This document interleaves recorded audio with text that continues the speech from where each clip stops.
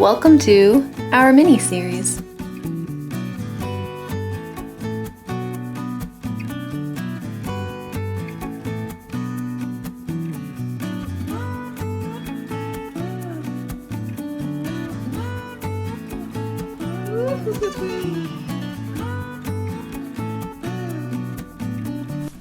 Hi, welcome to my House of Tiny Pets, and specifically our bunny bonding series.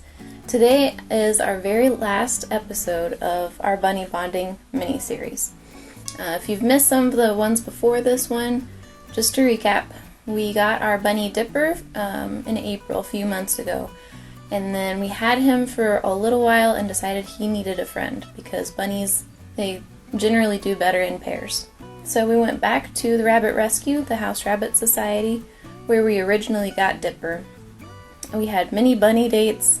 He eventually decided on his now wife, Wendi, a little gray lion head. And we had to go through bunny bonding because bunnies don't immediately get along once you introduce them. So we wanted to do bunny bonding that didn't involve stress bonding, and that's really hard to find resources for. So we decided to do a vlog of our own experience doing bunny bonding without stress bonding. This included just bunny dates at the shelter and then bunny dates once we got home with them.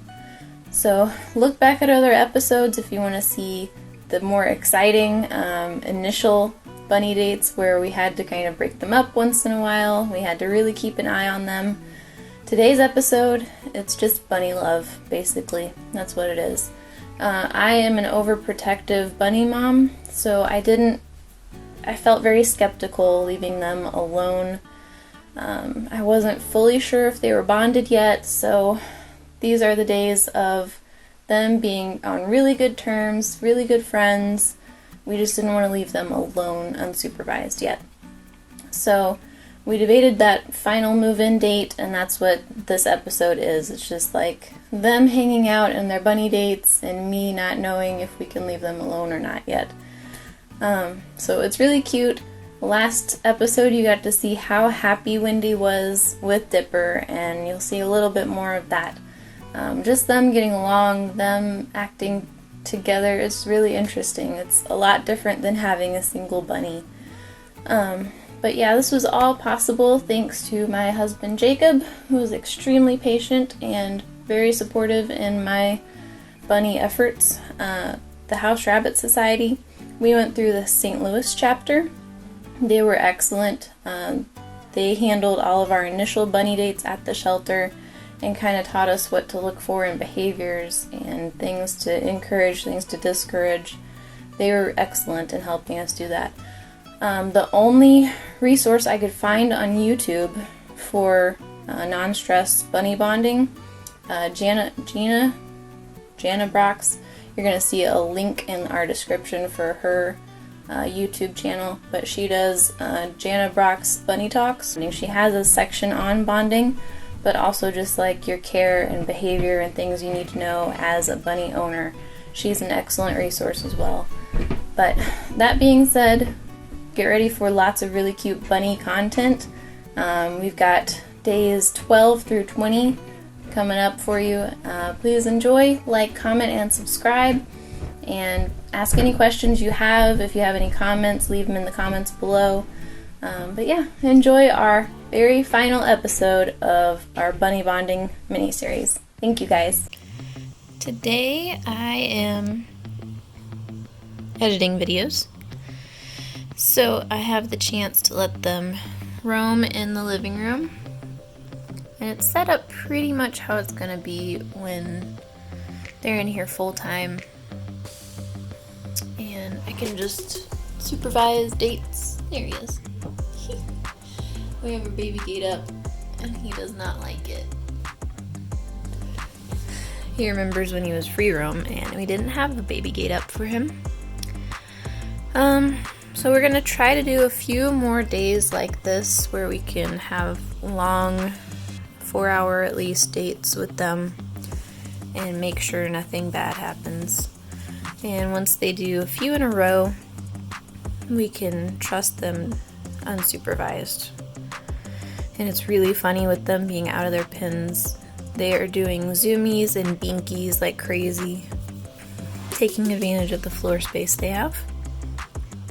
They are loving it, and I wish we could trust them already, but just to be safe, we don't want any accidents. Whenever we do, leave them alone. So we're gonna do probably at least 4 more days of just long supervised dates, just to be sure. Also, Allie's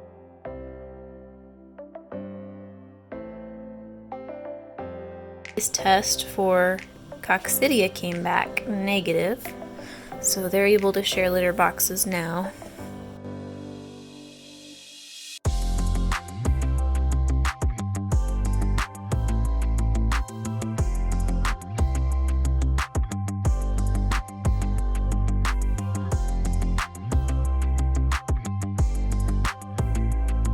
They're so cute.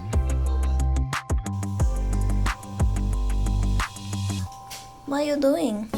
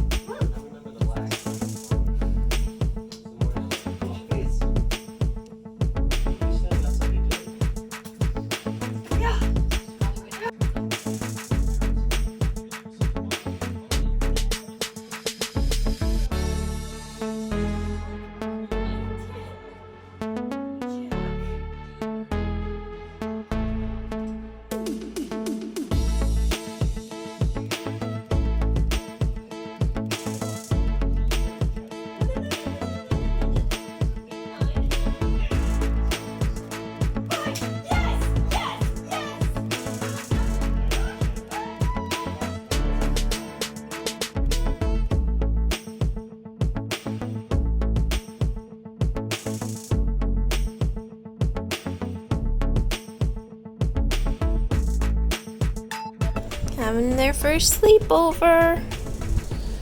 Wendy's over here. She's upset. She just scared herself and pulled the tunnel like 10 feet with her. She couldn't figure out how to get out. It's okay.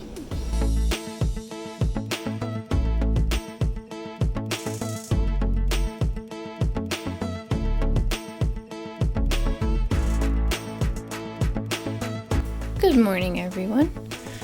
Jake spent the night with the bunnies last night, and it was uneventful. Right, guys? There was no hair pulled, no fighting. Bunny update. There's 2 bunnies behind my curtain. That's always been Dipper's favorite spot since he could free roam in the living room. And he has shown Wendi the ways. And they're pretty adorable. Yesterday we had them in their separate pens because we were gone. We went on a float trip with family yesterday and we're gone all day. So we got home last night around 9 and brought them out to free roam. And then I had a sleepover with them. They were really good all night. So we're letting them hang out today and see how they act together. Make sure they're not aggressive in any way. So far it's been great with them.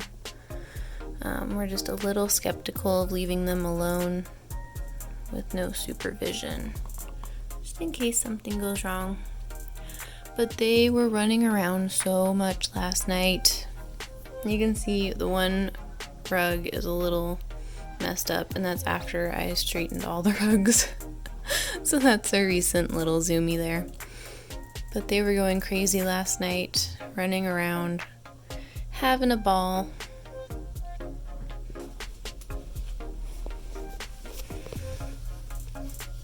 Two bunnies.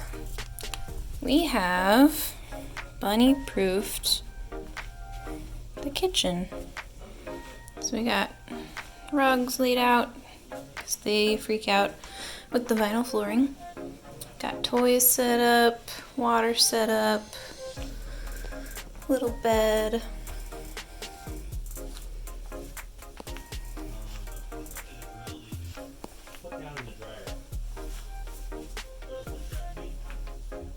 Hopefully they leave those alone. We'll move them if they don't.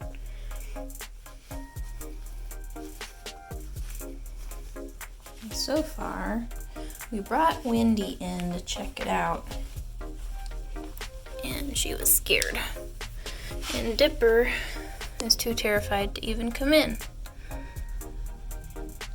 But whenever they were in their separate pens and we were doing bunny dates, we let them free roam for a while and supervised. And Dipper was all over the house. He loved it. He didn't want to come back in the living room. Now he won't leave the living room. So we'll give them a few days and they'll come out of their shells and want to explore. Right now they're just sleepy. We went to my brother's house for dinner and came home, and these guys have explored the kitchen. They were way too scared to do it while we were home. So as soon as we left, they were all about it. Aren't you? So they're running all over the place now.